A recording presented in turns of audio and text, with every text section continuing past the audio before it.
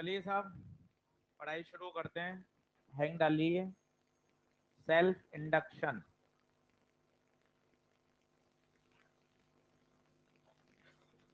ये एक 3 दिन का टॉपिक है जिसके अंदर सेल्फ इंडक्शन और म्यूचुअल इंडक्शन पढ़ाया जाता है। इम्पोर्टेंट मान के चलिए, ज्यादातर सवाल सेल्फ और म्यूचुअल से लगातार पूछे जा रहे हैं। इस साल भी आया था, बहुत आसान था जो 2023 में आया था। इंडक्टर की एनर्जी के बारे में सवाल था। सभी को पता है इंडक्टर में एनर्जी स्टोर्ड हाफ Li²। इस साल इस फॉर्मूला बेस्ड क्वेश्चन पूछा गया था।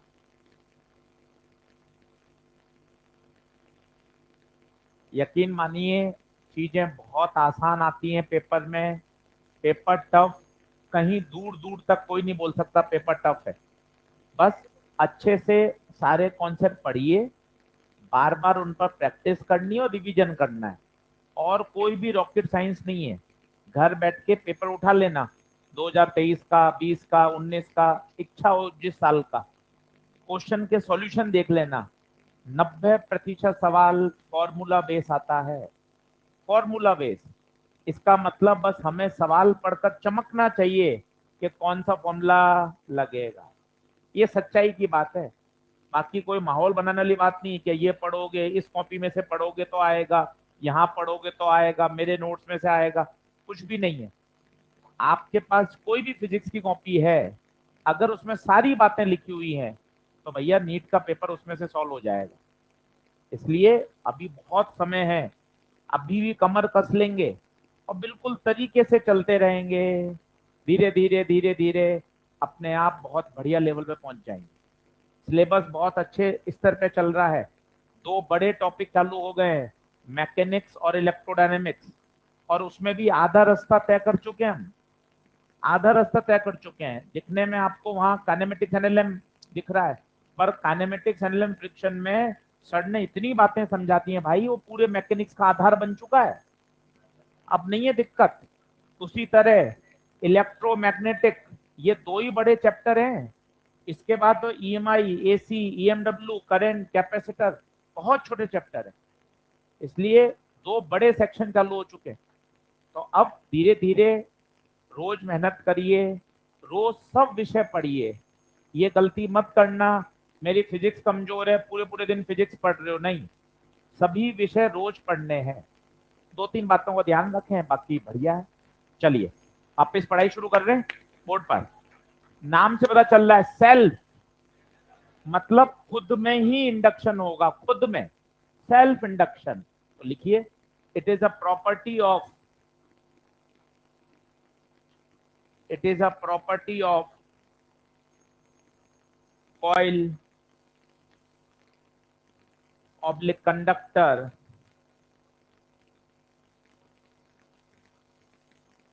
which opposes, which opposes any change, any change in the current, opposes any change in the current itself.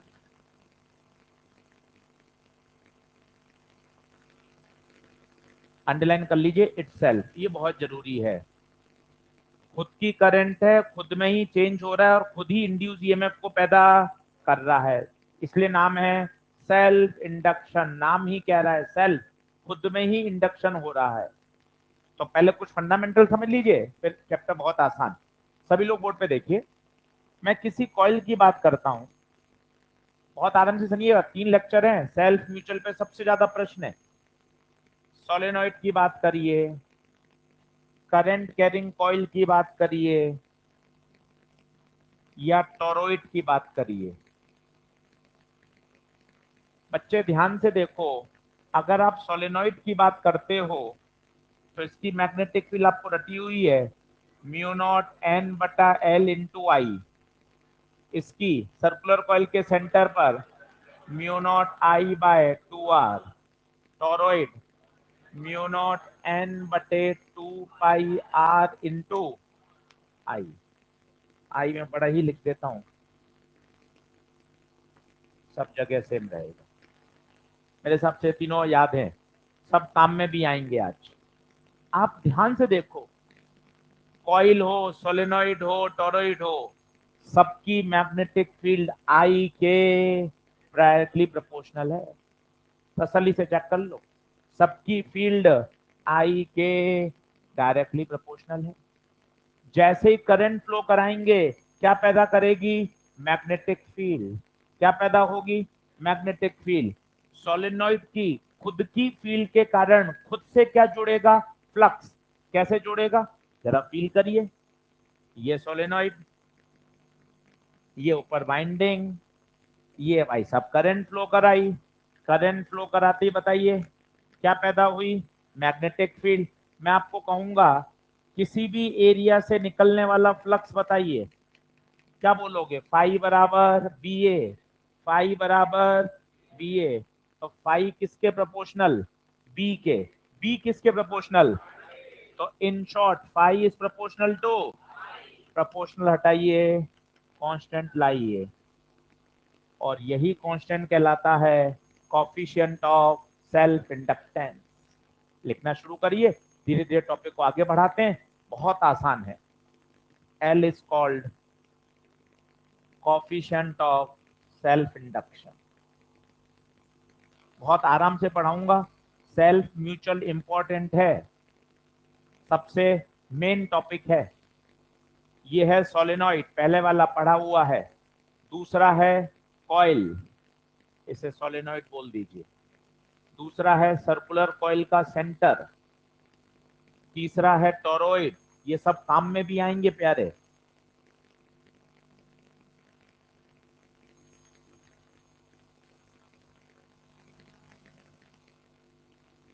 लिखते जाइए, मैं साथ में बोल रहा हूं ताकि एक बार और सुन लेंगे। तीनों अरेंजमेंट में आप देखेंगे कि जो मैग्नेटिक फील्ड है बच्चे, वो आई के प्रोपोर्शनल है।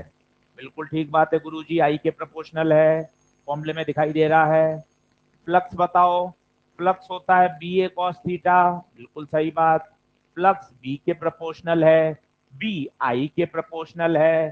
तो इन शॉर्ट फ्लक्स किसके प्रोपोर्शनल हो गया? आई के।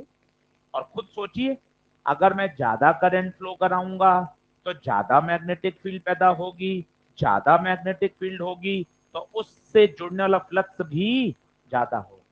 ये ध्यान दीजिए, ये फ्लक्स सेल्फ लिंकिंग है या किसी और से है? सेल्फ सेल्फ लिंक फ्लक्स है, ध्यान दीजिए। खुद की करंट, खुद का ही मैग्नेटिक फील्ड और खुद से ही जुड़ने वाला फ्लक्स है। 2 दिन बाद म्यूचुअल आ जाएगा, तो करंट फ्लो कराओगे प्राइमरी में, फ्लक्स जुड़ेगा सेकेंडरी में। तो एकदम कान खोलकर अच्छी बातें समझिए, कंफ्यूज की जरूरत नहीं है।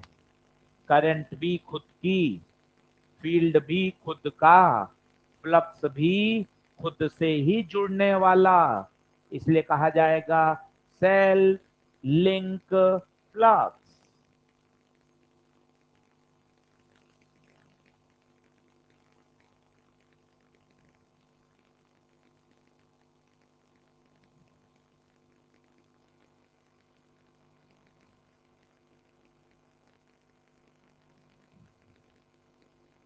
थोड़ा सा फटाफट लिखिए, समय पे इसलिए आते हैं 10 मिनट पहले के क्लास समय पे स्टार्ट हो सके, सब एडजस्ट हो जाएं और पूरा समय पढ़ सके अपन 1 घंटा 25 मिनट। इसलिए ध्यान रखते हैं कि अभी समय की कीमत है। अभी 3-4 महीने और एकदम लाइन पे चल लिए तो दिसंबर तक आपको ऐसा लगेगा यार चीजें बहुत काबू में आ गई हैं।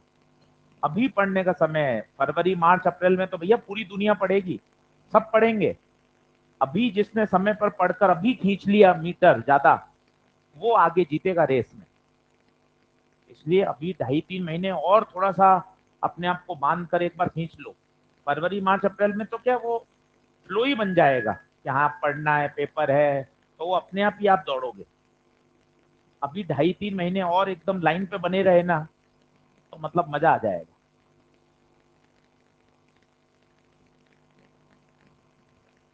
चलिए बढ़ू आगे। आइए पहले फॉर्मूले का स्वागत करिए।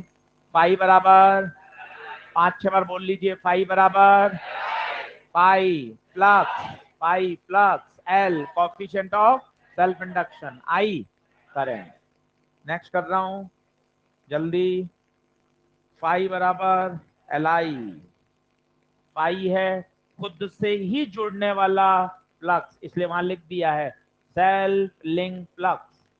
अब थोड़े से छोटे मोटे सवाल, एल की यूनिट, एल की डायमेंशन, एल की बारे में चर्चा, वो कर लेते हैं 5-7 मिनट। करूं नेक्स्ट?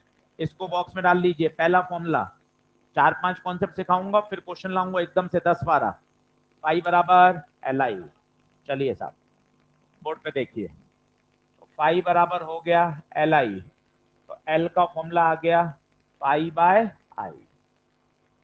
ये फाई है total flux, total flux link with the coil. कभी प्रश्न में flux link with each turn दे रखा होता है and total number of turns भी दे रखे होते हैं, तो आपको पहले फाई टोटल निकालना चाहिए। वो हो जाएगा एन फाई, उसके बाद लगा दीजिए वापस से एल बराबर फाई बाय आई। यूनिट की बात करें, फ्लक्स की यूनिट वेबर, करंट की एम्पियर, तो एल की आ गई वेबर पर एम्पियर, जिसको शॉर्ट फॉर्म में कहा जाता है हेनरी। हेनरी स्केलर है या वेक्टर है? Flux scalar, current scalar, L भी स्केलर क्वांटिटी है। एल का नाम 5 बार भी लिख लेंगे तो कोई शर्म नहीं है, कोफिशिएंट ऑफ सेल्फ इंडक्शन।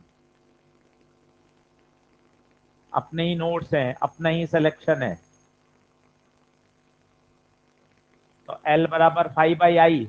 और कभी कभार प्रश्न में flux link with each turn और टोटल नंबर ऑफ टर्न दे रखे होते हैं, तो पहले मुझे क्या निकालना चाहिए? पाई टोटल। बट ऑब्वियस सी बात है, एन से गुणा कर दूंगा, फॉर्मूला वही रहेगा, एल बराबर पाई बाय आई।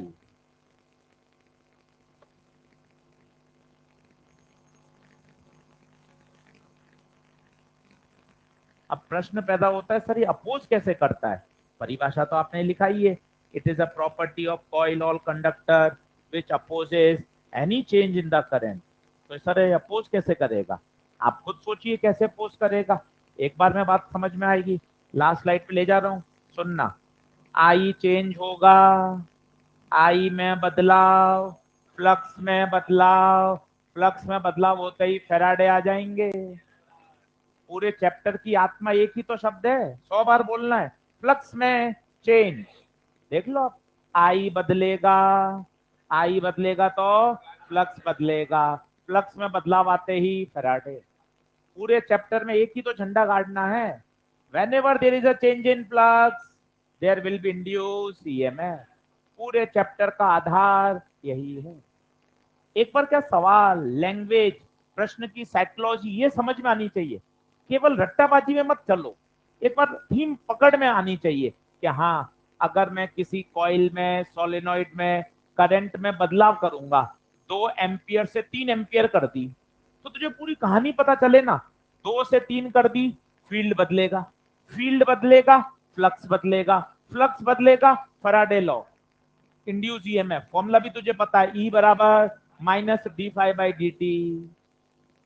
ऐसे कहानी याद होगी ना, तो क्या प्रश्न आइडेंटिफाई होता है कि अच्छा यार थीम ये है।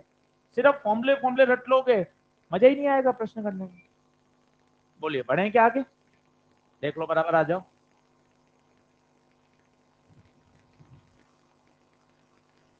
नीचे लिखो इफ, इफ करूं क्या? नेक्स्ट करूं? जल्दी आओ, जल्दी आओ। थोड़ा तेज लिखा करो, थोड़ा लिखा थोड़ा छोड़ा ऐसे लिखा करो। हाँ, तुम पूरा पूरा चलते हो।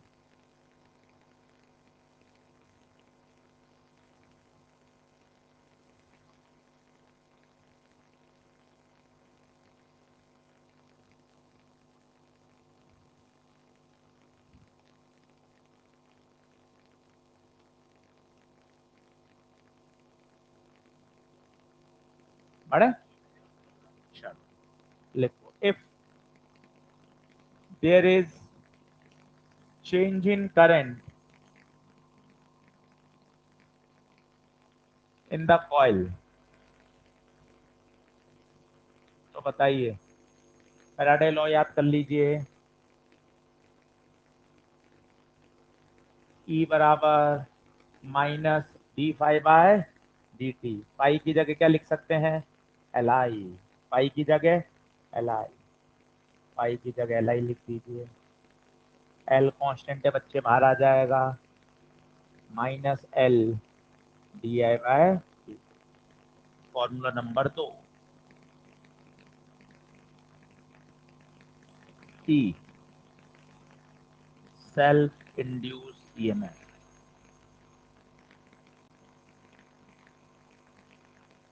D I by D T rate of change of current.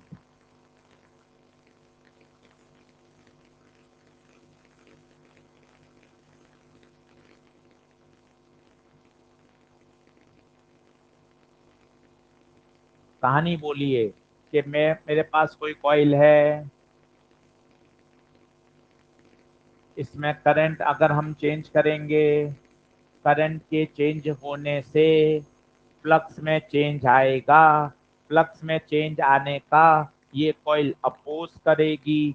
Oppose कैसे करेगी, उल्टी दिशा में करंट फ्लो कराकर, उल्टी दिशा में करंट। क्यों सर ये क्या शब्द बोल दिया, उल्टी दिशा, लेंज लो, अगर फ्लक्स बढ़ेगा तो अपोजिट दिशा में, अगर फ्लक्स घटेगा तो उसी दिशा में, सारी कहानी वही है। बताइए क्या दो बात समझ में आई क्या, E बराबर minus L D I by D T, एक एक टर्म के साथ खेलो, अभी 10 सवाल आ जाएंगे सीधे खट। E induce EMF, L coefficient of self induction, D I by D T rate of change of current, D I by D T की unit ampere per second, D I ampere time second, D I by D T की unit ampere per second. Question में दे रखा होगा तो आपको पकड़ में आना चाहिए, अच्छा एम्पियर पर सेकंड है, इसका मतलब वो D I by D T है।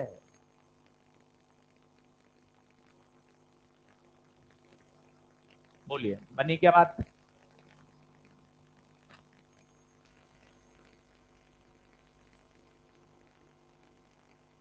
अगली सब हेडिंग डालिए, self inductance of a solenoid, self inductance of a solenoid.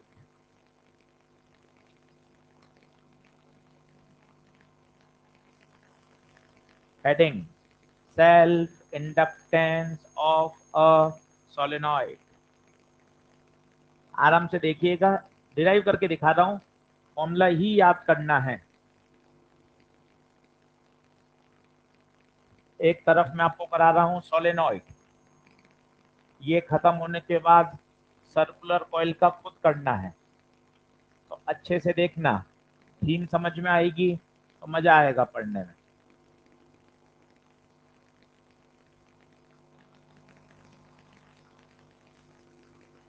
चलो सब लोग बोर्ड पे देखना, पेन पेंसिल छोड़ो, फिर बगैर देखे करना तब मजा है ना। सर मुझे क्या चाहिए, मुझे निकालना है एल, फिर सोचा एल होता क्या है, पाई बटे आई, आई तो आई रहेगा, क्या निकालना पड़ेगा, पाई, पाई क्या होता है, एन बी ए कॉस थीटा, एरिया वही रहेगा, थीटा आ जाएगा, फिर क्या निकालना पड़ेगा, पी। तो अब उल्टा चलना, स्टेप 1 सोलेनॉइड का बी लिखेंगे, फिर फ्लक्स लिखेंगे, उस फ्लक्स को आई से डिवाइड करेंगे, अपने आप क्या आ जाएगा, एल। डेरिवेशन कर रहे हैं, बाकी तो ये रटा हुआ चाहिए, म्यू नॉट एन स्क्वायर बटा एल इंटू ए, मुख जबानी याद चाहिए, पर एक बार करके देख लेंगे, तो बाई चांस कभी परीक्षा में भूल रहे हैं यार, स्क्वायर ऊपर है या नीचे है या एरिया पर है, 15 सेकंड में 20 सेकंड में खुद ड्राइव करके देख सकते हैं। याद करना तो प्राथमिकता है सबसे ऊपर, और फिर भी परीक्षा में ऊपर नीचे हो जाए तरीका बड़ा मायने रखता है। अब आप देखते जाइएगा, फिर खुद करना। स्टेप 1, नीचे से चलना है भाइयों, बोलो बी। सोलेनॉइड का बी याद करो, म्यू नॉट एन बटे एल इंटू, बोलो। स्टेप नंबर 1, सोलेनॉइड का magnetic field, Ampere's law, mu naught N बटे एल इंटू आई। स्टेप नंबर 2, नीचे से देखो, फ्लक्स, फ्लक्स क्या है, एन बी ए कॉस थीटा।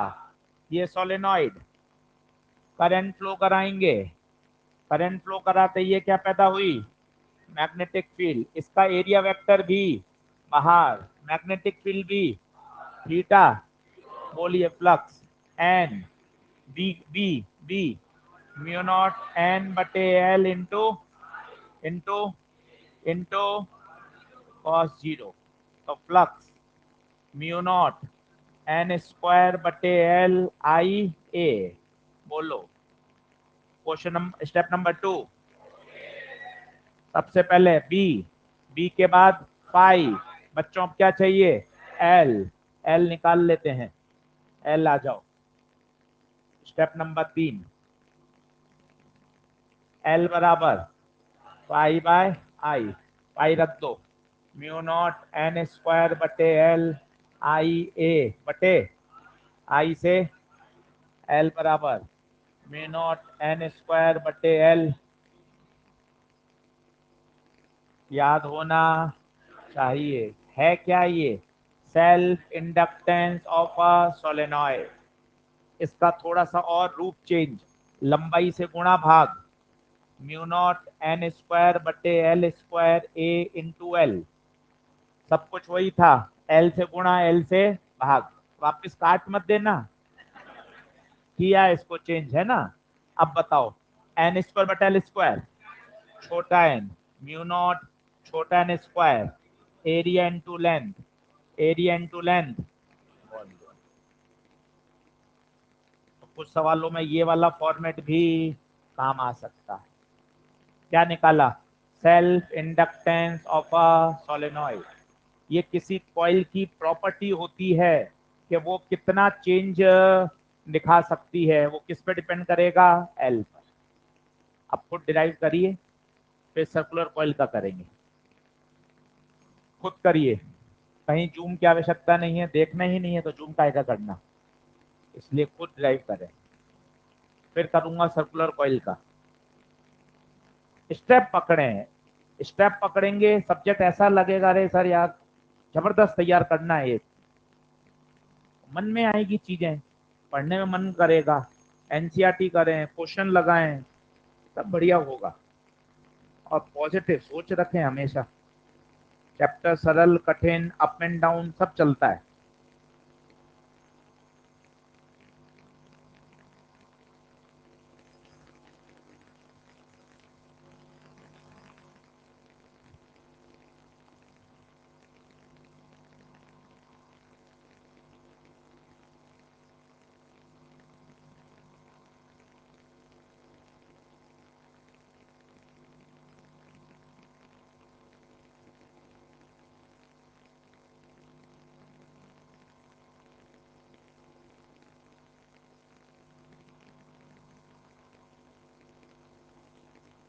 मिटाऊं क्या,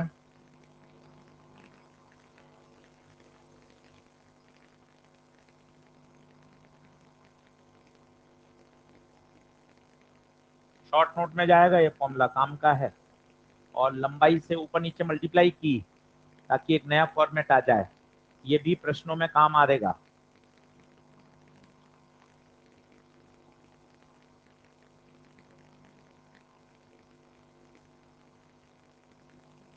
खुद करो, टॉपिक के अंदर पढ़ने में समझने में मजा आता है, प्रश्न जब बनते हैं ना तो कॉन्फिडेंस बढ़ता है।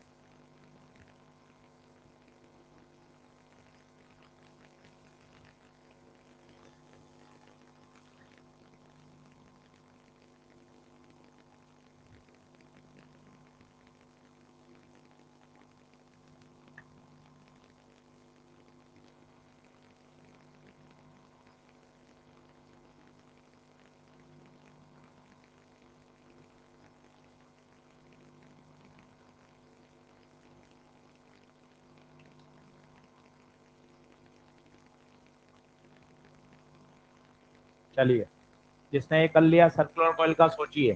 स्टेप नंबर 1, सर्कुलर कॉइल की magnetic field Biot Savart law, N mu naught I by 2r, circular coil, current I, radius r, number of turns n। Step number 2, flux n b a, n b की value n mu naught I बटे 2r, area circular coil का area pi R square, r से r कटेगा, n square mu naught I by 2 pi r। Step number 3,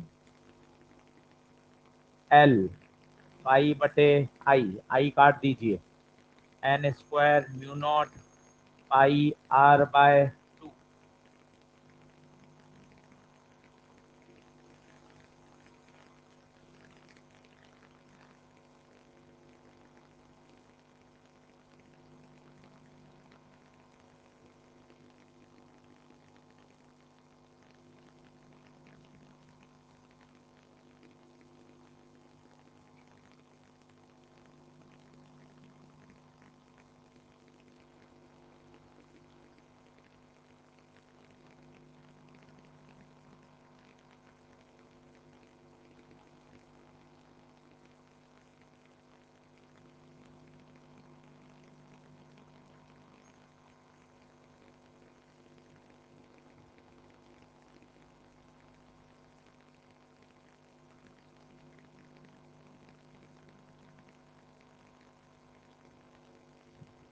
अब क्या ये बड़ा अटपटे हैं, इनको जबरदस्ती याद करने की जरूरत नहीं है। मतलब 15 साल में मुझे नहीं लगता एक बार भी आया हो, 17-18 साल पहले आया था, ये काहे को याद करें। अब बाई चांस आ जाए परीक्षा में, मतलब 1 मिनट के अंदर आ जाएगा। अत्यधिक फॉर्मूला रटना कोई अच्छी बात नहीं है, याद ही नहीं आते। ये बोल रहा हूँ याद करने के लिए, देखो ये लिखा है, क्योंकि 8 बार प्रश्न आया है इस पर, तो ये याद करना जरूरी है। और इसमें भी कंफ्यूजन हो जाए तो डेरिवेशन भी सिखा रखा है। बहुत ज्यादा आप सोचो कि अपन रट्टाबाजी से काम चला लेंगे, उसमें नहीं है। योग्यता रटने में नहीं है, समझने में, अप्लाई करने में।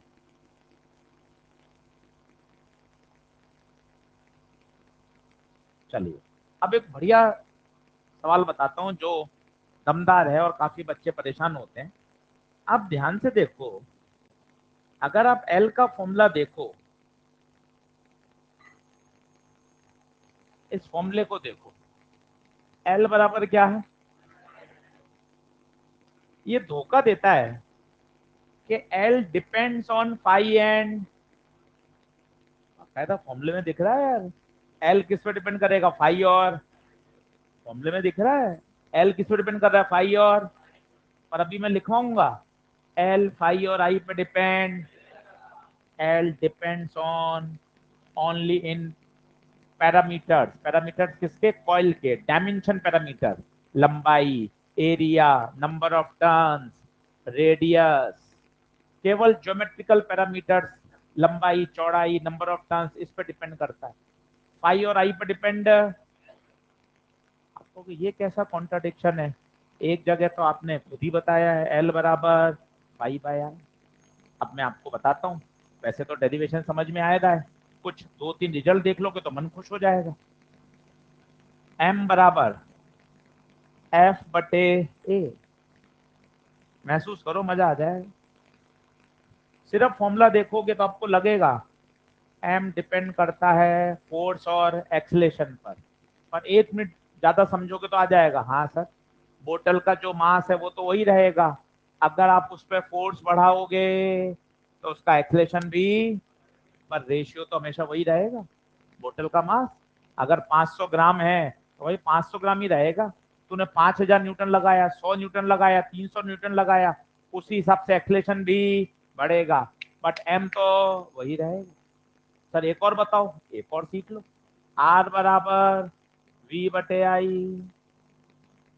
एक नजर में ऐसा लग रहा है, कोई छोटे बच्चे को दिखाएंगे वो कहेगा हाँ, आर डिपेंड करता है वोल्टेज और, पर कैसे, थोड़ा और सोचो। अगर किसी वायर का रेजिस्टेंस 10 ओम है तो 10 ओम ही तो रहेगा।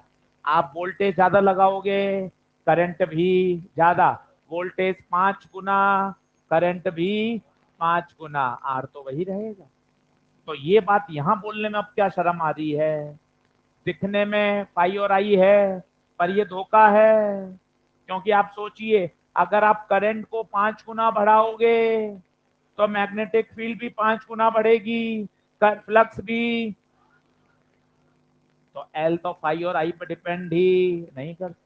एक और बता देता हूं, सी बराबर Q by V, capacitance. Capacitance भी चार्ज और पोटेंशियल पर निर्भर, वो उसके डायमेंशन पैरामीटर पर निर्भर। चार बातें पर्याप्त है मेरे हिसाब से, जो आपको समझा पाए कि दिखने में लग रहा है एल बराबर फाई बाई आई, पर फ्लक्स और करंट पर एल डिपेंड ही तो किस पे डिपेंड करता है? डायमेंशन पैरामीटर, बोले तो लंबाई, चौड़ाई, area, volume, number of turns, इन पे डिपेंड करता है। मीडियम, मीडियम पे भी करता है।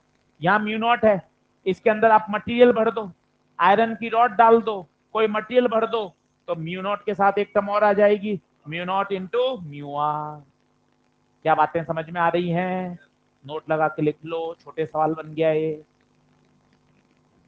coefficient of self induction, coefficient of self induction does not depends on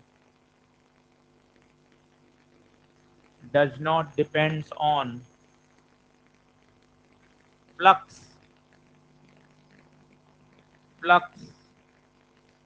phi bracket 1 and current I through the coil, flux phi and current I through the coil, इन दोनों पर निर्भर नहीं करता। तो बताइए किस पर निर्भर करेगा? लाइन चेंज करिए। It depends on dimensional parameters, dimension parameters like radius, length, area,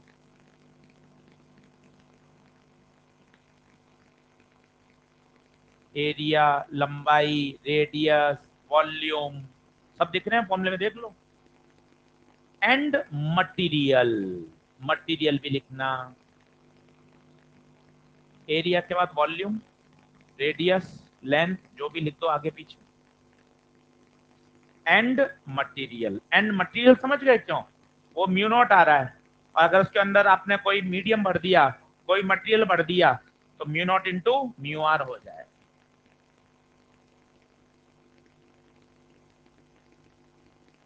तो कांस्टेंट ही तो है, ये कांस्टेंट है ना। एक बार फैक्ट्री में बन गया तो कांस्टेंट होगा ना।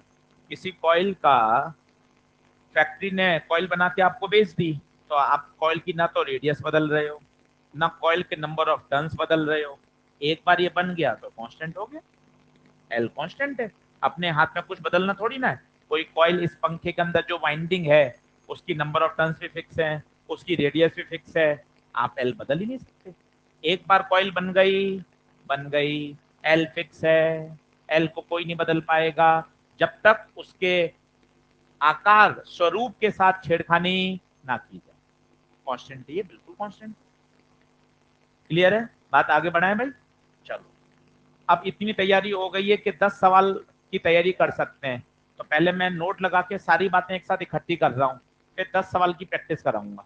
नोट लगा लीजिए, क्या क्या पढ़ा, फिर सभी पे सवाल करेंगे। नोट लगा लें।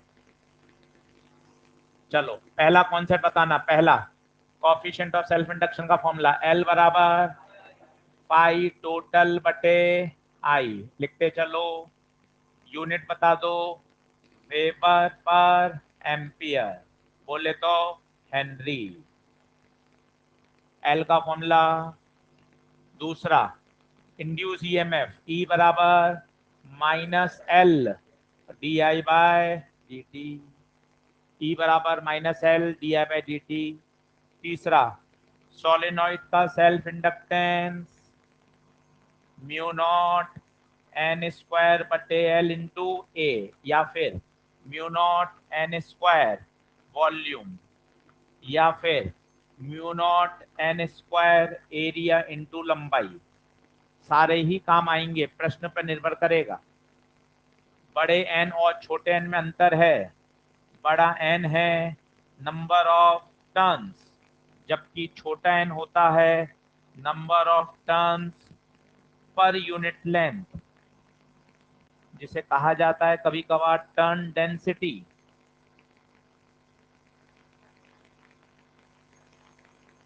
Number of turns per unit length,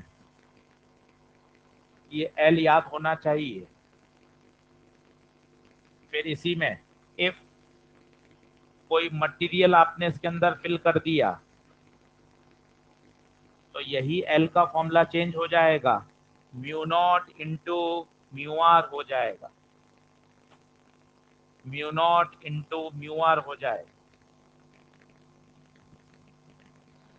इस स्लाइड से 25 सवाल सॉल्व हो जाएंगे मॉड्यूल के, 10 मैं करके दिखा रहा हूं आपको, 15 आप घर पे कर लीजिए इस अकेली स्लाइड से। ये पूरी स्लाइड अपने पिछले आधे घंटे में समझ के हमने तैयार करी है।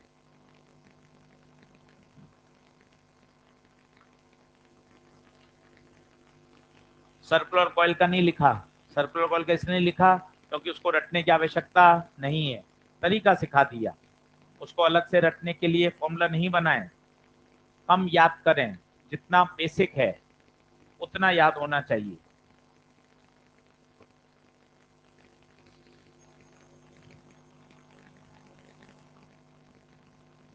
सारे फॉर्मूले पढ़ लो एक बार, मन में बैठा लो, सबके नाम बोल लो, d I by D T, rate of change of current, E, EMF, L, coefficient of self induction. दोस्ती करो इनसे, इनसे साथ खेलो, क्वेश्चन करो, अपना बढ़िया अपनापन लगेगा। भागोगे और डराएंगे, भागना काहे का है, पढ़कर सब किया जा सकता है, सब संभव है।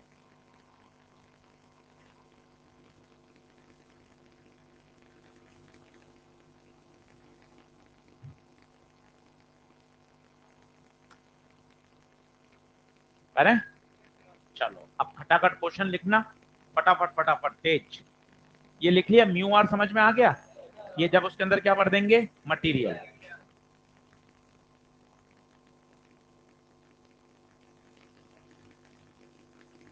क्वेश्चन लिखना खटाखट, और एक एक लाइन में, एक एक लाइन में सॉल्यूशन है। पहला क्वेश्चन,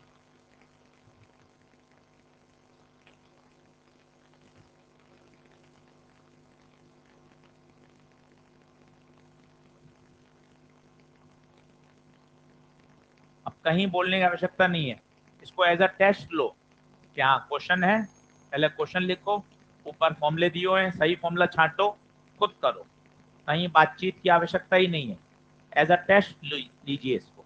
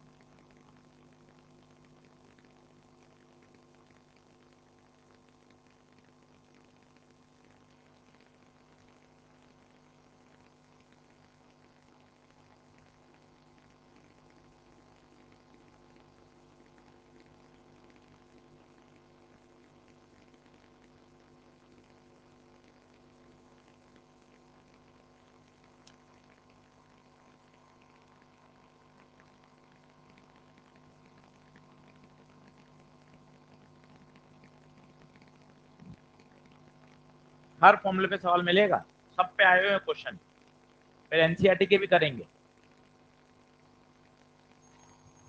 आसान, फॉर्मूला याद करते चलो, हर प्रश्न से मजबूत होते चलो। एल बराबर फाइव बाई आई, एल बराबर, ये फाइव टोटल है। अगर कभी 1 टन का दे दिया तो उसको नंबर ऑफ टन से मल्टीप्लाई करना पड़ेगा, नंबर ऑफ टन से करना पड़ेगा। बोलो क्लियर है क्या? Option number B.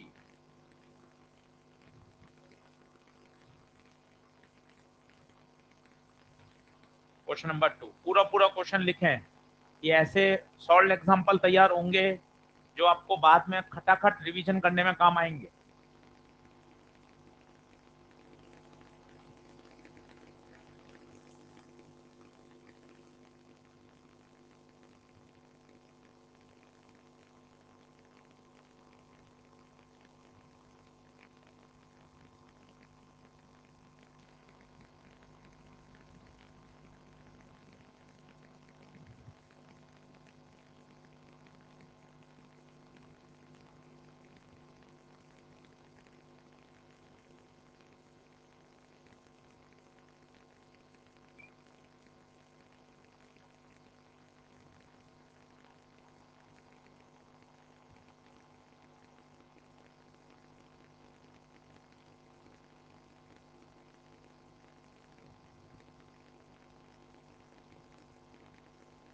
वो मैग्नेटिज्म की एक्सरसाइज 2 और 3 दी है करने के लिए, एक दिन और दूंगा। जिसने नहीं करी वो अटेम्प्ट करे, क्लास में डिस्कस कराऊंगा। 2 3 2 3, एक बार मैग्नेट की दी है, एक मैग्नेटिक मटेरियल की। ज्यादा सवाल नहीं है, 10 10 सवाल ही हैं, कुल मिला के 40 सवाल ही हैं। एक्सरसाइज 2 और एक्सरसाइज 3 जिन्होंने नहीं करी हो कर लीजिएगा, बहुत जरूरी है।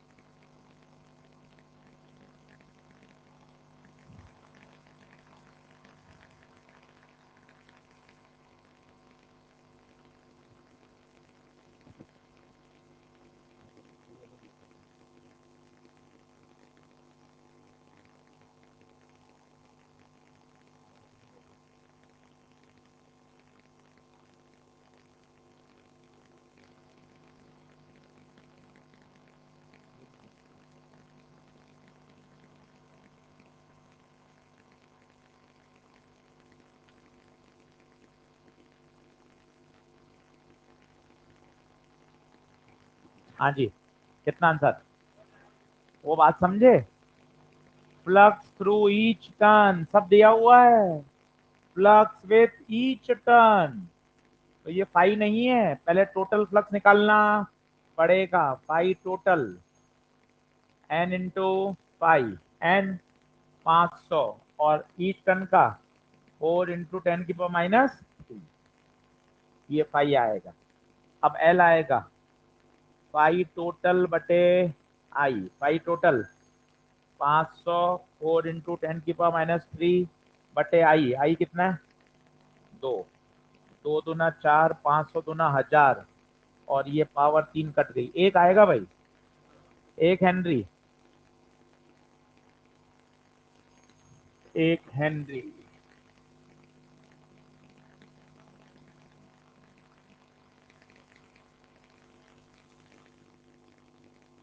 वापस फॉर्मूला याद करते जाइए, हर सवाल फॉर्मूला मजबूत कर रहा है।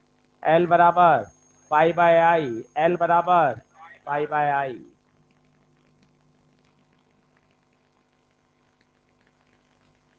अगला करें, रुकना नहीं है, 10 सवाल खींचे, फिर थ्योरी पढ़ाऊंगा आरएल सर्किट की।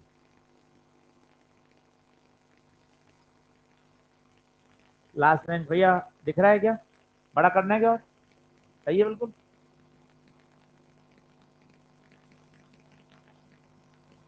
पूरा पूरा क्वेश्चन लिखें, इतने ऑर्गेनाइज नोट्स बन जाएंगे, बाद में इनको 4 5 बार बहुत सिस्टमेटिक रिवाइज करना है।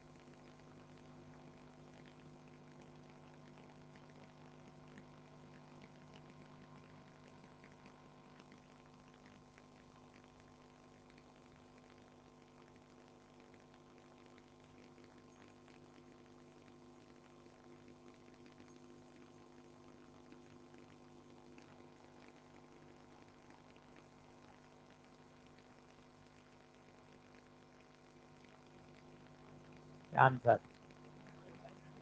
4 टाइम डबल।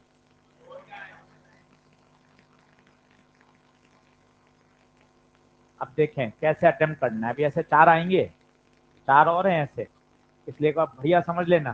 ठीक है, दुगने 4 गुने वाले सवाल बड़े पूछे जाते हैं नीट में, और ये क्या गलत हो जाते हैं, और ये बहुत आसान होते हैं। बस सही अप्रोच आनी चाहिए। सबसे पहली अप्रोच, सोलेनॉइड, सोलेनॉइड के एल, एक बार सारे एल लिख दो, होगा जो देखेंगे, एन स्क्वायर बटे एल। और दूसरा, दूसरा म्यू नॉट छोटा n square into aerial N. बोलो सही है। अब कौन सा लगाना पसंद करना है वो देखो, पहला या दूसरा। देखो क्या कह रहा है, if number of turns per unit length, number of turns per unit length, पर यूनिट लेंथ किस में आ रहा है, इस ये वाला लगाएंगे, ये एन कांस्टेंट। बोलो सही है क्या? नहीं, number of turns is doubled keeping, कुछ बोला ही नहीं है क्या? बहुत बढ़िया, फिर तो बहुत ही अच्छी बात है। नंबर ऑफ टर्न्स को डबल कर दिया गया, मतलब ये वाला लगाना है सीधा। एरिया और लंबाई के बारे में कोई बात ही नहीं हो रही, तो सीधा एल किसके प्रोपोर्शनल, छोटे एन स्क्वायर के। एन को दुगना करेंगे तो एल कितना गुना, 4। एरिया और लंबाई के बारे में बात ही नहीं हो रही, तो तुम क्या मानेंगे, कांस्टेंट।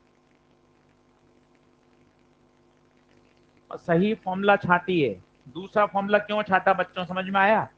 क्या दे रखा है, ध्यान से देखो, number of turn per unit length. अगर केवल नंबर ऑफ टर्न्स होता तो पहला छांटता, number of turns per unit length मतलब छोटा एन। बोलो क्लियर है? आंसर कितने गुना, 4। बढ़ू अगला करूं?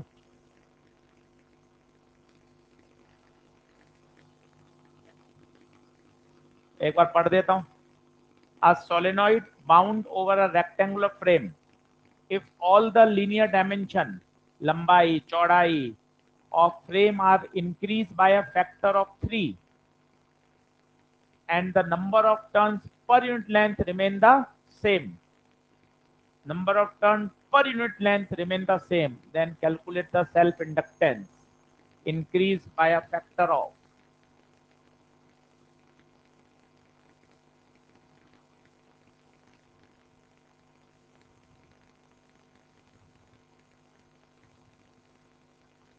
आप मॉर्निंग वाले बैच में आप कभी नहीं पढ़ाएंगे क्या? नहीं भाई, ऐसा नहीं है। मॉर्निंग वाले बैच में मेरी क्लास आएगी थर्सडे फ्राइडे सैटरडे, इस वाले बैच में आएगी Monday Tuesday Wednesday.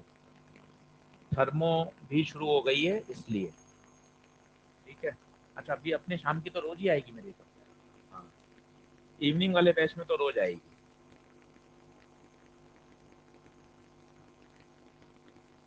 Thermo Kanwar sir यहाँ कुछ दिनों बाद स्टार्ट कराएंगे, वहाँ थर्मल खत्म हो जाएगा फिर यहाँ शुरू करेंगे।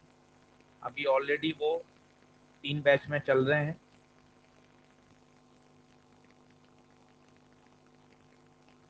हाँ जी, आंसर नन ऑफ दीज भी हो सकता है, पांचवा जरूरी नहीं आंसर सही हो।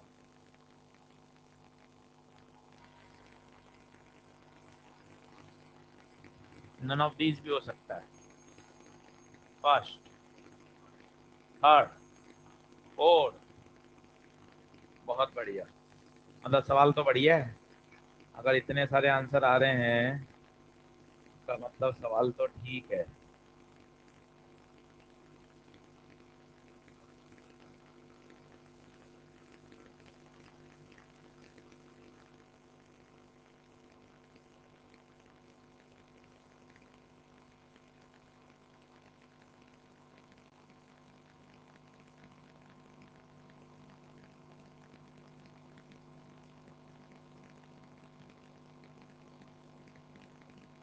एनीवन? थर्ड, 27, 9, 22, 63। और तेरी आर पार, होगा जो देख लेंगे।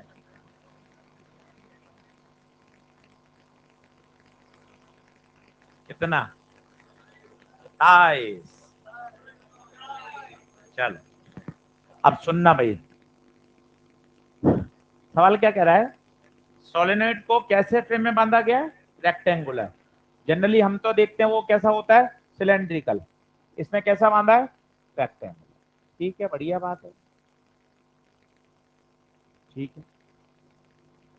और all linear dimension are increase by factor of 3। Factor of 3 मतलब लंबाई एल से 3L नहीं हुई, 4L हुई है भाई। देखो पहली गलती, increase by a factor of 3। अगर ऐसा बोलता लंबाई को 4 गुना कर दिया तो 4L होता। लंबाई को 3 गुना से बढ़ा दिया, लंबाई L थी, इसको 3 गुना से बढ़ा दिया तो नई लंबाई बिकम्स 4L। ये देखिए, लैंग्वेज को पढ़िए। Increase by a factor of, एक होता इंक्रीज टू 4 टाइम्स तो 4 गुना हो जाता, 3 गुना हो जाता, पर increase by a factor of 3। लंबाई, चौड़ाई बताइए, चौड़ाई, चौड़ाई भी 4W हो जाएगा। जरा सोचिए एरिया कितने गुना हो जाएगा? एरिया, एरिया, एरिया कितने गुना हो जाएगा? 16 गुना। लंबाई इंटू चौड़ाई। अब एल का फॉर्मूला याद करिए। कौन सा वाला याद करें? म्यू नॉट एन स्क्वायर ए इंटू एल। क्यों सर, यही क्यों याद आया? दिया हुआ है number of turn per unit length remain same. Number of turn छोटा एन, तो भाइयों ये सेम ये सेम। एल किसके प्रोपोर्शनल? Area into length. बताइए एरिया कितने गुना हो गया? एरिया 16 गुना, लंबाई 4 गुना, तो एल कितना हो गया? 64 गुना बढ़ गया। एल 64 गुना हो गया। प्रश्न फिर पढ़िए, इंक्रीज बाय फैक्टर ऑफ, कितने फैक्टर से बढ़ गया? 63 के फैक्टर। अलग अलग प्रश्न है, ये है कितने गुना हो गया? 64 गुना। कितने फैक्टर से बढ़ गया? 64 के फैक्टर से थोड़ा बढ़ा, 63 के फैक्टर से बढ़ा ना भाई। ऑलरेडी पहले तो एल था ही, 63 के फैक्टर से बढ़ गया तो हो कितना आ गया? Increase by a factor of 63। सवाल थोड़ा अच्छा नहीं बनाया, एक ऑप्शन 64 भी डालना चाहिए था, मजा तब आता। मेजर टेस्ट में डालेंगे तो इसको ऐसा बनाएंगे कि एक ऑप्शन 64 भी आए, क्योंकि 63 में तो फिर दिमाग लगा लेता है बच्चा। 64 आता है तो पहले खट 64 टिक होगा। दोनों भाषा में अंतर है। पहले हिंदी में बोलता हूं, मैं बोलूं रेजिस्टेंस 4 गुना कर दिया, 4 गुना, 4R। रेजिस्टेंस 4 गुना से बढ़ा दिया, 5R हो गया ना भाई। दोनों भाषा में अंतर है। हिंदी में पकड़ो, लंबाई 4 गुना 4L, लंबाई को 5 गुना से बढ़ा दिया 6L हो जाएगा, 6L। तो L हो गया 64 गुना, और उसने पूछा है self inductance increase by a factor of, तो बताइए बाय अ फैक्टर ऑफ 63। सही आंसर। तो तुम्हारा भी सही। हाँ, अरे सही।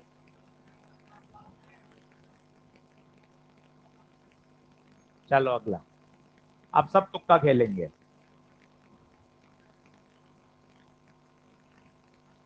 ये आता ही है सवाल कि लंबाई 4 गुना कर दें, दुगना कर दें। एक सवाल और करें, जब तक सही आंसर नहीं आ जाए सबके एक जैसे। और कर लीजिए दो और, पर एक बार कॉन्फिडेंस आ जाए कि सही फॉर्मूला लगाकर ये वाले क्वेश्चन हमें एकदम इनको सही करने। फॉर्मूला वही आपके सामने, कुछ अपन नया तो लगा नहीं रहे कि हर सवाल में कुछ नया कॉन्सेप्ट आ रहा हो। फॉर्मूला वही है, बस अपन को सही अप्रोच समझनी है।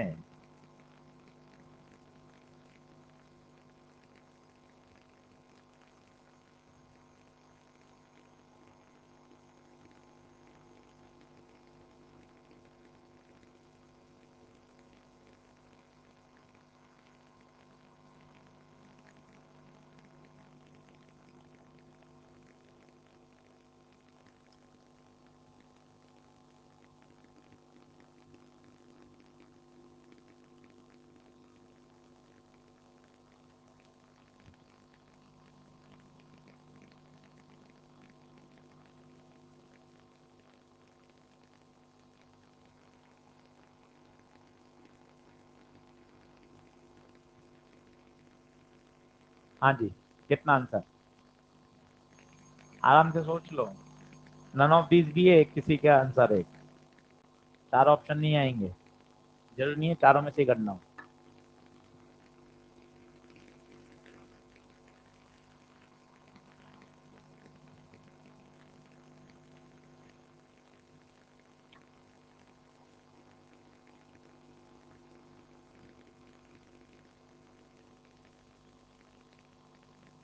कौन सा? बस देख लो, सोच लो अपने आराम से।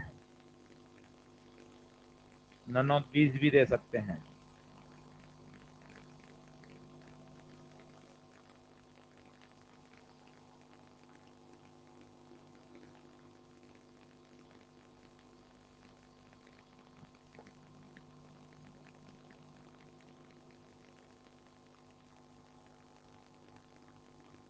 चलिए साहब, चलिए देखें, बहुत आसान है। अब कॉन्फिडेंस बढ़ाइए, अगला सवाल में सबका आंसर आया तब मजा है।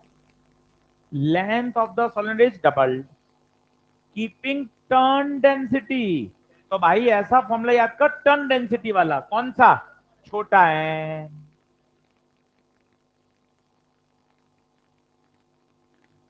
पहले बच्चे सही फॉर्मूला पकड़ना सीख। तीसरा सवाल आ गया है, चौथा खुद करना है। मन में सोच लो कि चौथा खुद करेंगे। Keeping turn density N constant, और क्या कांस्टेंट है? एरिया भी कांस्टेंट। अब खुद देख लो, एल किसके प्रोपोर्शनल? अब छोटे लंबाई को क्या कर रहा है वो? डबल। तो अगर मैं लेंथ को डबल करूंगा तो मेरा एल भी डबल हो जाएगा। तो पहले कितना था? 2 हेनरी, अब कितना हो गया? 4 हेनरी। बोलो, अगला तैयार हो? अब सही होना चाहिए भाइयों, 3 प्रश्न हो गए। सही फॉर्मूला छांटना है बस, और याद हो जाएंगे फॉर्मूले धीरे धीरे अपने आप एल के।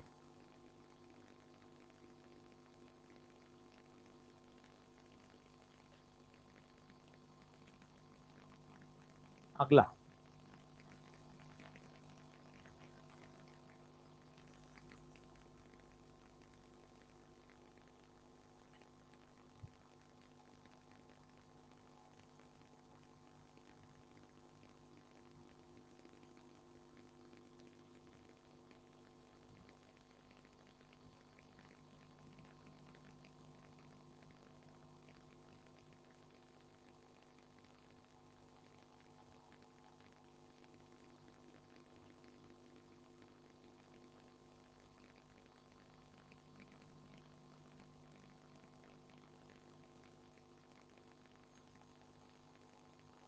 पूरी लैंग्वेज में मजा है। अगर मैं इसको सीधा लिख दूं, आर डबल कर दिया, आई डबल कर दिया, तो उसमें क्या मजा नहीं आता। क्वेश्चन एक्चुअल लैंग्वेज से पकड़ा जाता है। इसलिए आप देखें, हम लगातार पूरी पूरी लैंग्वेज लिख रहे हैं। एक होता है सीधा लिख दो मैं R double L double L बताओ। तो क्या प्रश्न है? पेपर में ऐसा थोड़ी ना आता है, प्रश्न तो पेपर में लिखा हुआ आता है। पढ़ाते समय हम सीधा लिख देते हैं, लंबाई डबल कर दी, करंट डबल कर दी, बताओ एल। लैंग्वेज पढ़कर सही सवाल पकड़ना वो बहुत जरूरी है। इसलिए अब पूरा फोकस लैंग्वेज पे कर रहे हैं। यार लैंग्वेज मेन है। लैंग्वेज में तो फर्स्ट है अपन, फिजिक्स में भागने का कारण यही है, लैंग्वेज।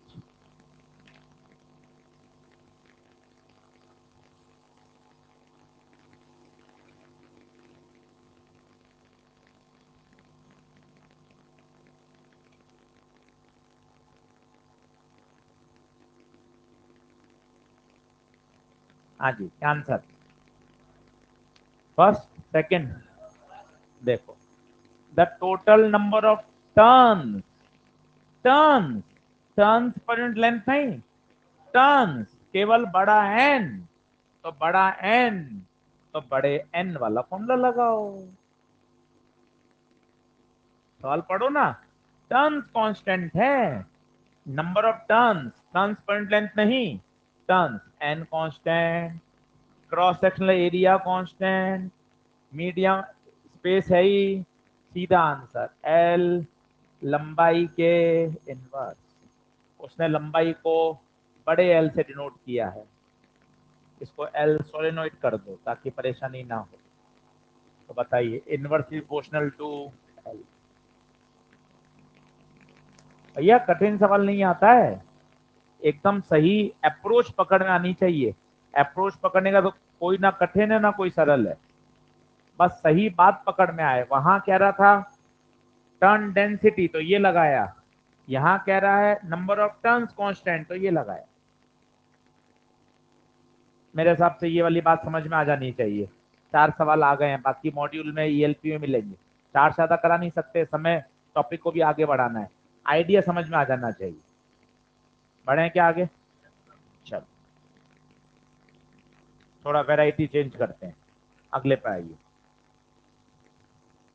वैरायटी चेंज करते हैं।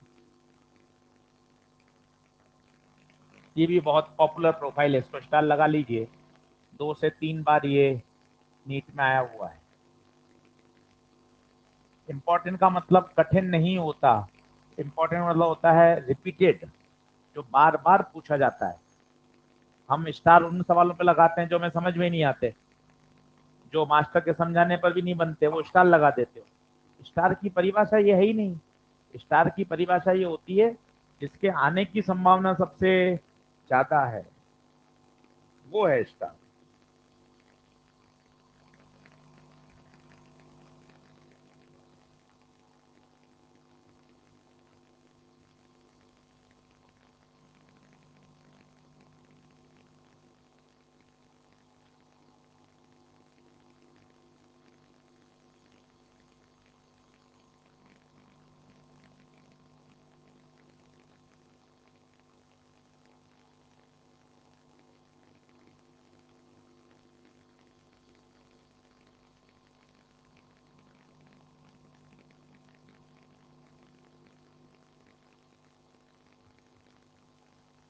वो वाली स्लाइड खोल लो जिसमें नोट लगाया था, उस स्लाइड से ही सारे सवाल सॉल्व होंगे।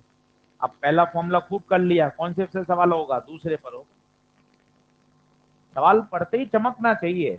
जब इसने करंट को चेंज कर दिया, और नोट वाला पन्ना खोलो, उसमें सारे सवाल का सॉल्यूशन है।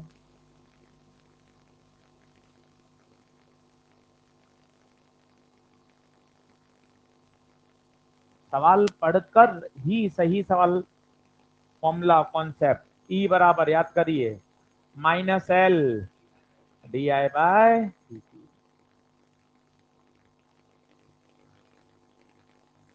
रिवीजन, फॉर्मूले, यही है मेन। सिलेबस जितना समय पे खत्म कर लोगे ऑन टाइम, उतना रिवीजन में समय ज्यादा मिलेगा। कम से कम 2.5 महीना रिवीजन करना है इस बार, उससे कम बात ही नहीं बनेगी। 4 4 5 5 बार रिवीजन चाहिए, तब है मजा। ई बराबर minus L D I by D t. What is self inductance which produces 5 volt? E कितना है? 5 वोल्ट।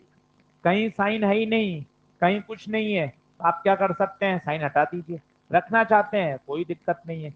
एल पता नहीं, डी आई करंट में चेंज, चेंज हमेशा फाइनल माइनस 3 एम्पियर से क्या हो गई? 2 एम्पियर, तो फाइनल 2, इनिशियल 3, बटे टाइम 1 मिली सेकेंड, 1 × 10⁻⁻।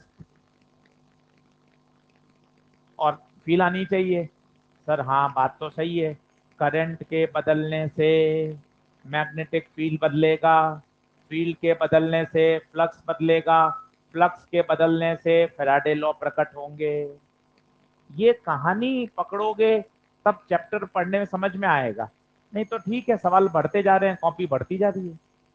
थोड़ा सा पीछे कहानी में लाओ, यार हो क्या रहा है, ईएमएफ आ कहां से गया? करंट के बदलाव से फ्लक्स में बदलाव हुआ। तो कितना आ जाएगा बताइए? तो 5 इंटू 10⁻³ बोले तो 5 मिली है। बोले क्लियर है क्या? थोड़ा कठिन करें हम सवाल? चलो 6-7 सवाल हो गए, बेसिक सवाल को थोड़ा सा बेहतर बनाते हैं। फॉर्मूले चलते जाइए, जितने फॉर्मूले याद हैं उतना टॉपिक बढ़िया है। 3 लेक्चर चलता है, 3 सेल्फ इंडक्शन और म्यूचुअल इंडक्शन।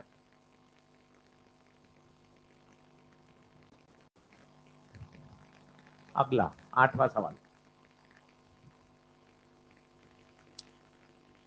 2 ही ऑप्शन बनाए मैंने, ए और डी, बाकी 2 नहीं बनाए। इन 2 में कंफ्यूजन होता है, 2 बार रिपीट हुआ है।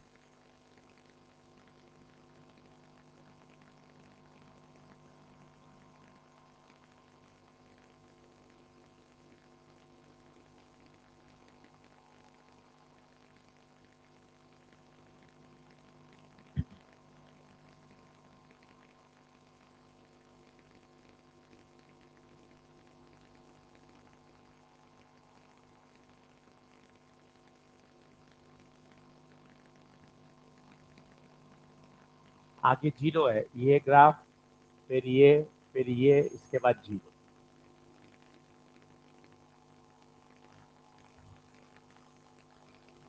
अभी मैंने 2 दिन पहले ही सिखाया था, आपको याद हो तो ऐसा सवाल, बिल्कुल उसी का बड़ा भाई है। सेम वही, आप पन्ना पढ़ के देख लो, मैंने आपको स्ट्रेट लाइन की स्लोप पढ़ना सिखाया था। स्लोप जिसने पढ़ लिया उसका काम हो जाएगा। स्लोप पता चलना चाहिए। देखते बताओ, पहले टुकड़े की slope positive and constant. Straight line की स्लोप हमेशा कांस्टेंट होती है, और एक्यूट एंगल है तो पॉजिटिव। अगली लाइन की जीरो, और तीसरी लाइन की नेगेटिव एंड कांस्टेंट। ये बोलो तो मजा आ जाएगा। और जब आई पता चल गया तो ई बनाना तो बहुत चुटकियों का खेल है, अभी सिखाते हैं। ऑप्शन जरूर बनाइए, इन 2 में कंफ्यूजन होता है।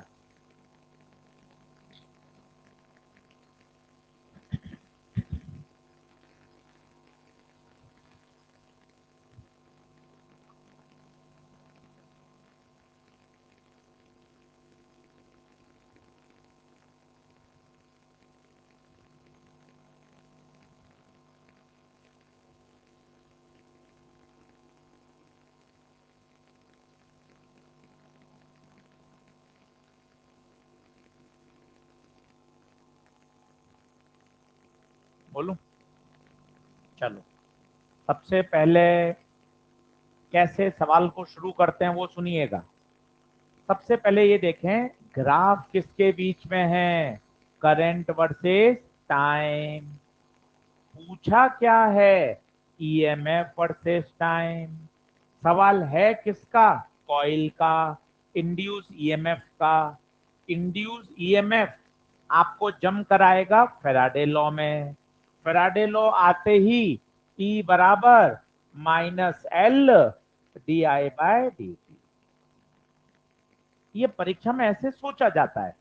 पहले सवाल पढ़कर ये तो पता लगाना पड़ता है ना दिमाग को कि भाई किसका सवाल है, रोटेशनल का है, फ्लूइड का है, एसएचएम का है। प्रश्न पढ़ते ही दिमाग एक्टिव हो जाता है। आपको बोलना थोड़ा पड़ता है ये ऑर्गेनिक का सवाल है, फिजिक्स का सवाल है, अपने आप चलता है धमाधम। इंड्यूस ईएमएफ, इंड्यूस ईएमएफ आते ही वो आपको कहां ले जाएगा हाथ पकड़ के? चल ईएमआई में आ जा। ईएमआई का फॉर्मूला E बराबर -L/dI/, मामला सेट हो रहा है। ईएमएफ पूछा है और करंट का ग्राफ है। ये कौन है? DI/dt कौन है? स्लोप। स्लोप 2 दिन पहले भी समझाया था, आज फिर समझा रहा हूं, फिर मौका है, देख लो। E बराबर -L/dI/dt। ये कौन है? स्लोप। E बराबर -L, slope of IT curve. ये निकल के आ गया साहब कॉन्सेप्ट। इसको भी शॉर्ट नोट में लिया जा सकता है। ये लिखा और उसके नीचे लिख लिया। इससे क्या होता है, रिवाइज करते हैं ना तो ये चमकता रहता है। कि डी बाई डी टी कौन है, slope of I T curve. अब स्लोप पढ़ना सीखिए, मैंने आपको उस दिन भी सिखाया था, आज फिर लिख लो, कोई शर्म नहीं है। स्ट्रेट लाइन की स्लोप हमेशा कांस्टेंट होती है, ये शब्द बड़ा काम का है बच्चे, लिख लो। स्ट्रेट लाइन की स्लोप कांस्टेंट होती है। चलो आ जाओ मेरे साथ, स्लोप पढ़ो, स्लोप पढ़ो, स्लोप पढ़ना। बताइए, ओ से लेकर ए तक की स्लोप पॉजिटिव कांस्टेंट। फिर बताइए, ए से लेकर बी तक की जीरो। पूरा लिखो ताकि मार्च अप्रैल में कॉपी पढ़ो तो मजा आ जाए। बी से सी की स्लोप नेगेटिव और कांस्टेंट, और सी से डी है ही नहीं, ग्राफ ही जीरो।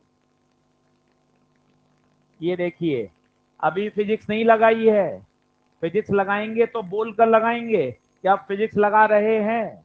अभी तो भाई मैथ्स लगाई है। ग्राफ की क्या पड़ी है, स्लोप। बिल्कुल इसी तरह का सवाल आया था 3 दिन पहले, सेम सवाल। अब बताइए, अब ग्राफ बनाना है ई वर्सेस टी का। तो ई वर्सेस टी में कॉन्सेप्ट क्या है, स्लोप लाओ और स्लोप के आगे क्या लगाते जाओ, माइनस। स्लोप के आगे क्या लगाते जाओ, माइनस, अपने आप आएगा। क्यों आशीष सर माइनस क्यों लगाना है, फिजिक्स कह रही है, फिजिक्स कह रही है, अपन थोड़े सोच रहे हैं, फिजिक्स कह रही है। जो भी स्लोप हो उसको माइनस एल से गुणा करना है। चलो करते जाओ। स्लोप कैसी, पॉजिटिव, बाहर माइनस है, माइनस, नेगेटिव कांस्टेंट। तो सर यहां तो पॉजिटिव थी, नेगेटिव कैसे हो गई, बाहर माइनस है, फिजिक्स। फिर स्लोप जीरो, जीरो। फिर स्लोप, स्लोप नेगेटिव पर बाहर माइनस है तो पॉजिटिव। और फिर T by four, T by two, three T by four. बोलिए, बढ़िया सवाल है, 2 बार रिपीट हुआ है, काम का क्वेश्चन है, पहले भी समझाया था। एक और दे दो सर, अब तीसरी बार मैं सही कर लूंगा, एक और कर लेते हैं लास्ट। अब समझ में आया सर, एक और आ जाए, अगला तो मैं खुद कर दूंगा। ठीक है, चेक कर लेते हैं, दिक्कत मन में आता भी तो है यार, उस दिन समझाया था, आज फिर सर ने समझा दिया। एक और ऐसा मिल जाए तो आपस में लगा के एक बार ट्राई कर लेंगे कि अपन को समझ में आया कितना है। सबसे पहले क्या पढ़नी है, स्लोप। स्लोप पढ़ो, स्लोप पढ़ी, ये स्लोप पढ़ी, ये बेसिक मैथ, और ये लगाई फिजिक्स, कहकर लगाई है, ये फिजिक्स है। ई बराबर माइनस एल इंटू स्लोप, जो भी स्लोप आएगा उसके आगे क्या लगाना है, माइनस। बोलिए, एक और कर लेंगे, एक और।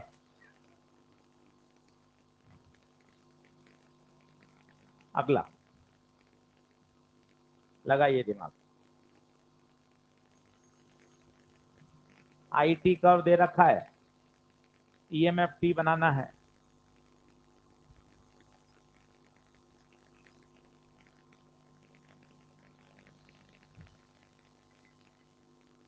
आई टी दे रखा है, ईएमएफ टाइम बनाना है।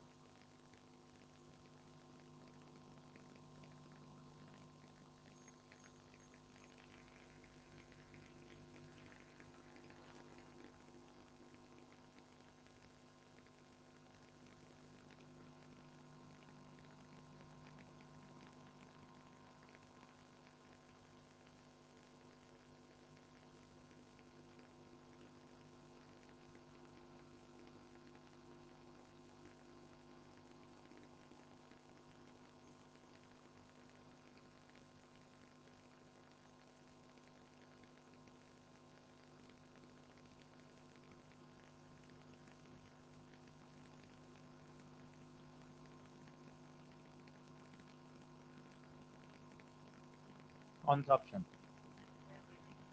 फर्स्ट सेकेंड, स्लोप पढ़ो, अपन को तुक्के में नहीं जाना भाई। सवाल के बाद सवाल करा रहे हैं ताकि आप सीख जाओ, न्यूमेरिकल करने का आपका मन करे। नहीं सर अपन से बात बन रही है, इसलिए इतना तरीके से एक एक क्वेश्चन बता रहे हैं। घर जाके क्वेश्चन पढ़ें, अपन तैयार करें। स्लोप पढ़ो ग्राफ की, 3 टुकड़ों में बांट लो उसको।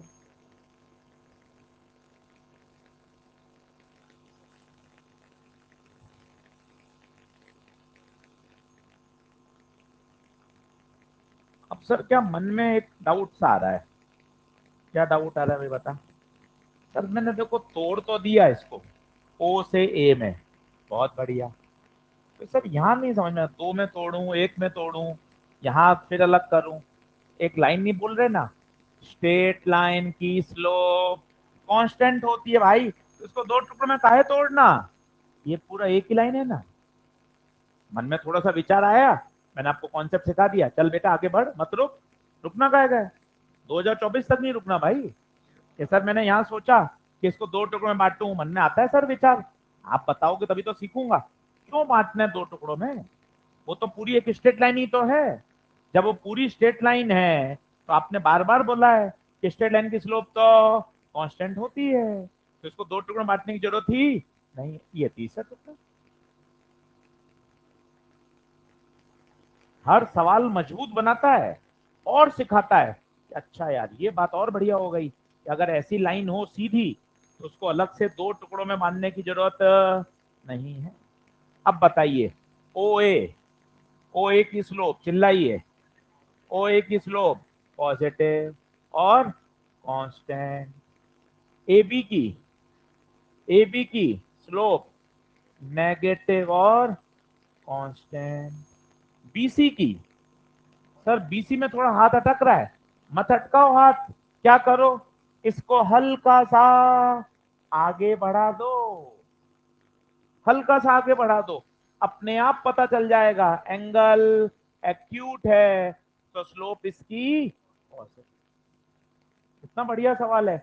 एक यहाँ अटके, यहाँ भी अटक रहे थे कि यार एक्यूट ऑप्ट्यूस है, तो एक तरीका और सीख लिया, कभी पता नहीं चले उस लाइन को हल्का सा आगे बढ़ा के देख लो, आगे बढ़ाते ही पता चल गया कि एंगल कैसा है, एक्यूट।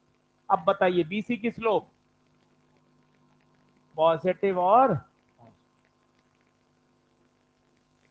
खत्म। अब फिजिक्स सही लगाइए, फिजिक्स क्या कहता है, जो भी स्लोप आएगा उसके आगे एक माइनस और आएगा, जो भी स्लोप आएगा उसके आगे एक माइनस और आएगा।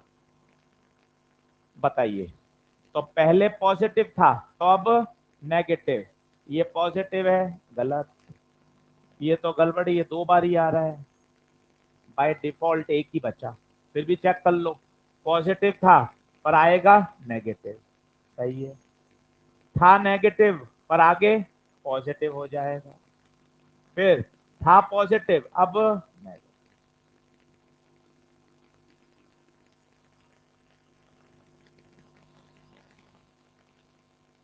वैसे बीच वाली की लंबाई थोड़ी सी बड़ी होनी चाहिए, सही बनाएंगे ये तो ठीक है, मोस्ट अप्रोप्रिएट आंसर है, पर होना ऐसा चाहिए था, ये लंबाई बड़ी होगी क्योंकि उसका टाइम इंटरवल ज्यादा है ना, सही ये होगा। तो ठीक है, दिए गए ऑप्शन में से बेहतर ऑप्शन छांटना होता है, और सही ये होगा। क्यों बीच में समझ में आया, क्योंकि इसका टाइम ड्यूरेशन ज्यादा है। और मार्किंग कर लें तो बहुत ही बढ़िया है, ये ओ ए है, ये ए बी है, ये बी सी है।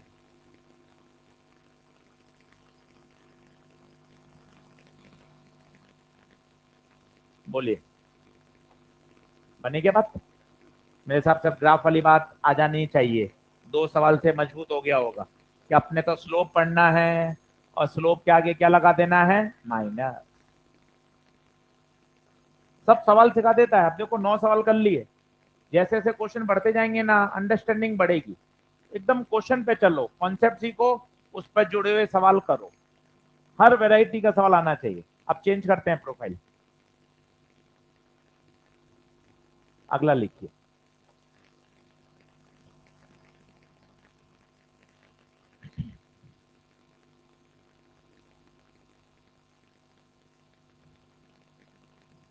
क्वेश्चन पूरा लिखें।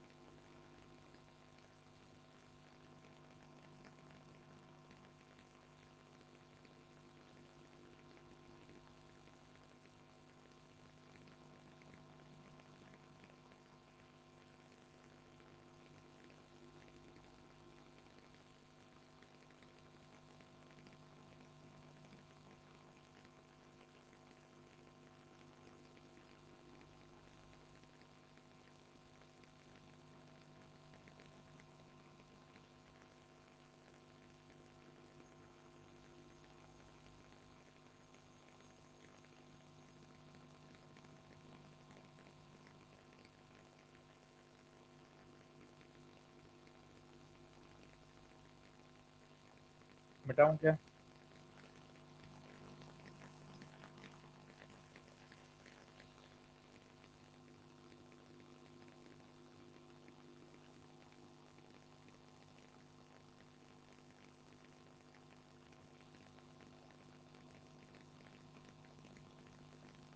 अब किरचॉफ है, थोड़ा बहुत याद है तो अच्छी बात है, नहीं तो मैं 2-3 बार बताऊंगा, आ जाएगा आपको। किरचॉफ कैसे लगाते हैं ओपन सर्किट में? ए से शुरू हुए, वी ए पे खड़े हैं, वी ए। इंडक्टर आते ही इंडक्टर का वोल्टेज -L di/dt। कुछ कहते हैं सर माइनस लगाएं, प्लस लगाएं, अपोज करें, कुछ भी नहीं। इंडक्टर का वोल्टेज हमेशा, अभी निकाला था, ईएमएफ -L di/dt, कभी गलत नहीं होगा। और di/dt को साइन के साथ रखना। फिर बताओ, रेजिस्टेंस आते ही अब सबको रटा हुआ है, माइनस का IR, कहां पहुंच गए? इसे कहते हैं ओपन सर्किट में किरचॉफ लॉ लगाना। ए पे खड़े हुए, IR तो शायद इतना पुराना है, इसमें कुछ नया नहीं है। इंडक्टर का सीख लीजिए, इंडक्टर में से जब गुजरते हैं हमेशा हमेशा -L di/dt लगाइए। करंट की दिशा की बात हो रही है, करंट की दिशा। कल और सिखाऊंगा कि ये जब अपोज करता है तो एक बैटरी बनाता है, वो बैटरी कैसी बनाएगा वो भी सिखाऊंगा। पर अभी आप इस फॉर्मूले से सीधा कर सकते हैं। अब बताइए क्या क्या दे रखा है? वीए, वीए माइनस वीबी, वीबी को इधर ले जाओ, वीए माइनस वीबी उधर ले जाओ, प्लस का एल di/dt, प्लस का IR। एल कितना? एल एल निकालना है, ठीक है, एल तो निकालना है भाई। वीए माइनस वीबी दे रखा है क्या? कितना? 0.5, प्लस एल di/dt 8, 8 नहीं, अच्छे से बोलो, इंक्रीजिंग, +8। ये बहुत जरूरी है, इंक्रीजिंग। अगर डिक्रीजिंग होता तो माइनस। आई बताओ, आई 0.5, आर 0.2। अच्छे से सॉल्व करो।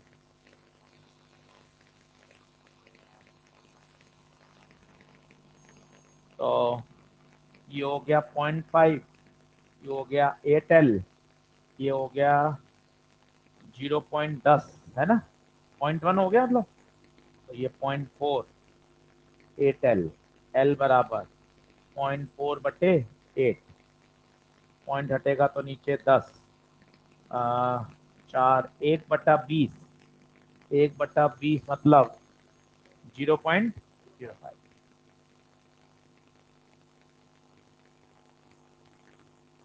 अच्छा सवाल है। किरचॉफ लॉ लगाना आना चाहिए। वहां जरूर लिखना ब्रैकेट में, di/dt को हमेशा साइन के साथ पुट किया जाए, हमेशा साइन के साथ पुट किया जाए। यहाँ लिखा हुआ है बच्चे इंक्रीजिंग, इंक्रीजिंग का मतलब प्लस। अब ऐसा सवाल करते ही मन में इच्छा होती है यार एक में मजा नहीं आया, ऐसा एक और करेंगे तब कॉन्फिडेंस बढ़ेगा, क्योंकि इसमें सोचने वाली बात आ रही है ना यार।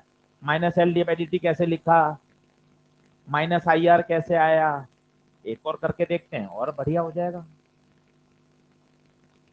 Answer option number third 0.05।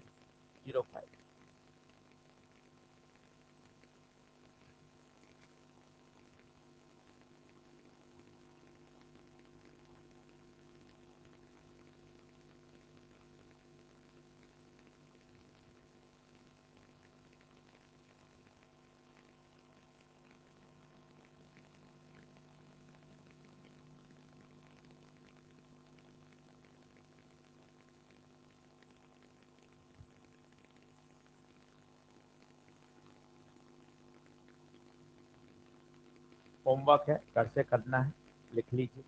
कल यहीं से क्लास फिर से शुरू करूंगा, ये वाली बात फिर समझाऊंगा। 2 बार सुनोगे, 2 दिन सुनोगे, तब जाके होगा। हमेशा करंट के साथ चलो। यहाँ करंट क्यू से आ रही है, तो पता है चलना भी कहाँ से चाहिए, क्यू से। क्यू से चलिए, हमेशा करंट के साथ चलिए, कभी गलत नहीं होगा। क्यू से आ रही है तो क्यू से इक्वेशन लिखना स्टार्ट करो।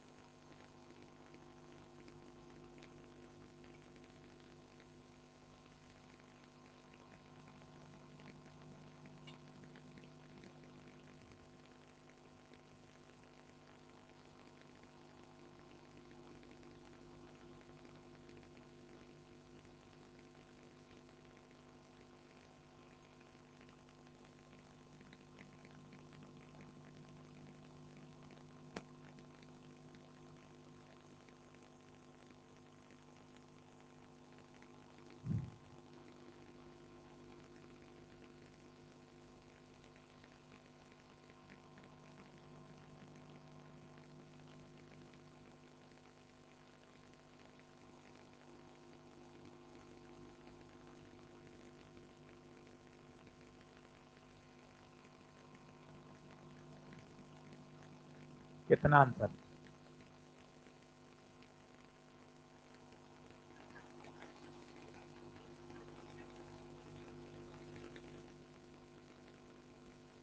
हमेशा करंट की दिशा में चलो। भले ही आपसे वीपी माइनस वीक्यू पूछा है, वो देख लेंगे बाद में, और अपने चलना तो हमेशा कहाँ है, करंट की दिशा। और भाई देखो करंट डिक्रीज हो रही है, तो D I by D T क्या रखा जाएगा, माइनस।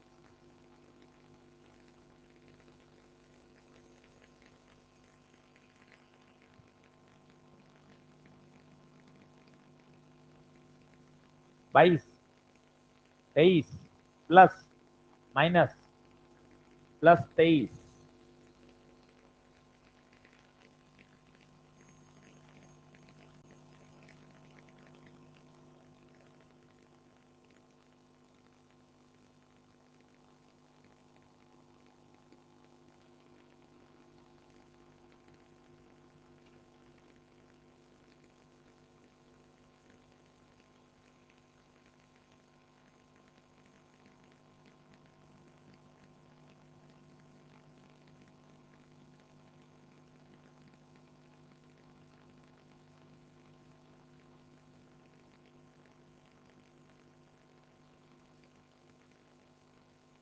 -23 प्लस 33। चलो 2 ऑप्शन आ गए भाई। 37, बहुत बढ़िया, बेहतरीन। 4 जरूरी है बनाने, 4 इसने बनाए नहीं थे, अपन तो बनाएंगे ना नीट में।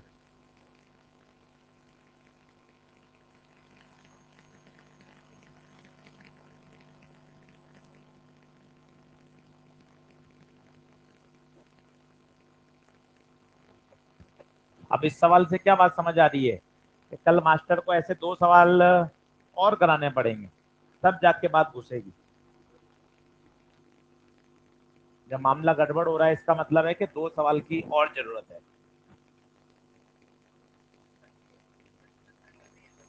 प्लस 33,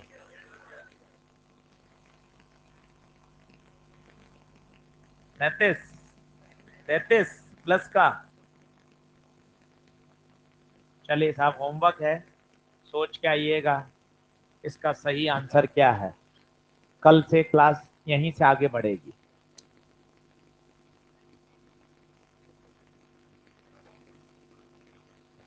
ब्रेक शुरू हो चुका है।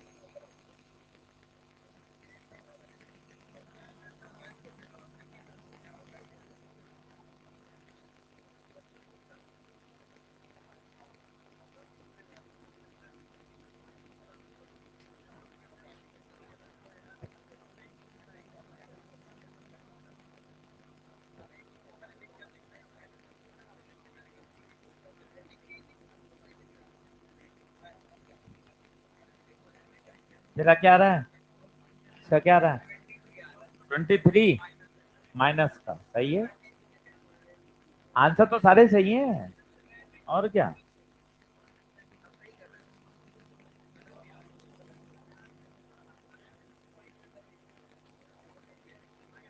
आ गया। -33, देख तो इसका। +33, पीछे चेक करा उसको, बता क्या किया, देख तो इसको, चेक कर।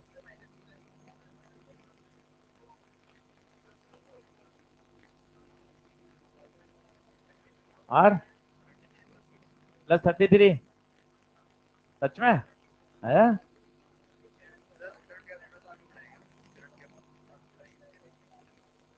मैं सब पढ़ा दूंगा तुझे, चिंता मत कर। पूरी 11वीं, पूरी 12वीं, 9, 10 सब।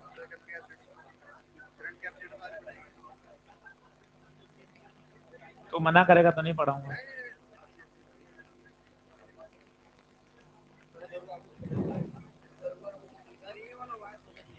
ये अंदर जा रहा है।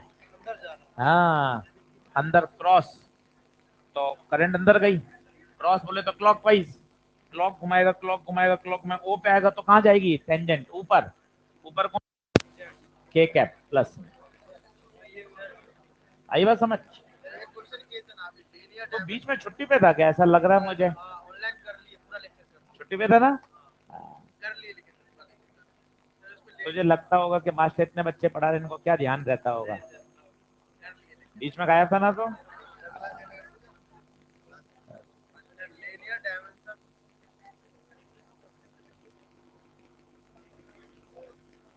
ठीक है, ये तो आसान है।